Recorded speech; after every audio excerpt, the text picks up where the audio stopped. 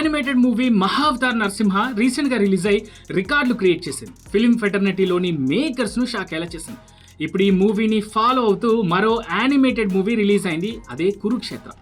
మహాభారతంలోని కురుక్షేత్ర ఘట్టానికి దృశ్య రూపమిస్తూ తెరకెక్కిన యానిమేటెడ్ సిరీసే కురుక్షేత్ర. ప్రస్తుతం నెట్ఫ్లిక్స్ లో తెలుగులోనూ ఈ సిరీస్ స్ట్రీమింగ్ అవుతాం.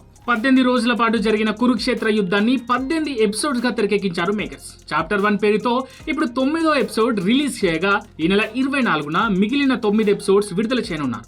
మహాభారతం అంతులేని సబ్జెక్ట్, ఎంత చెప్పినా అస్సలు తరగదు. దీనిపై ఇప్పటి వరకు పలు సినిమాలు సిరీస్లు వచ్చాయి, జనాలని అలరించాయి. నెట్ఫ్లిక్స్ మాత్రం ఈ 18 రోజుల పాటు జరిగిన యుద్ధాన్ని మాత్రమే తీసుకొని ఈ కురుక్షేత్ర సిరీస్ తీసింది. ఒక్క ముక్కలో చెప్పాలంటే అదిరిపోయింది. ముందే యానిమేటెడ్ సిరీస్ అని చెప్పేశారు కాబట్టి ఓ అంచనా ఉంటుంది. దాన్ని అందుకోవడంలో ఏమాత్రం తగ్గలేదు.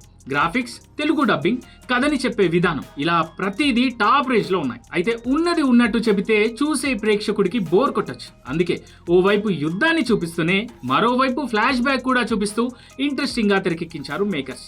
కౌరవుల దగ్గరికి వెళ్లి సంజీవుడి రాయబారం చేసే సీన్స్ తో తొలి ఎపిసోడ్ మొదలవుతుంది. రెండో ఎపిసోడ్ కి యుద్ధం ప్రారంభం అయిపోతుంది. అక్కడి నుంచి భీష్ముడి మరణం, పద్మవ్యూహంలో బంధించి అభిమన్యుణ్ణి కౌరవులు చంపడం, జయప్రదుడిని అర్జునుడు సంహరించే సీన్, ఇలా గూస్ బంప్స్ ఇచ్చే సన్నివేశాలతో ఆద్యంతం అలరించేలా తీశారు మేకర్స్.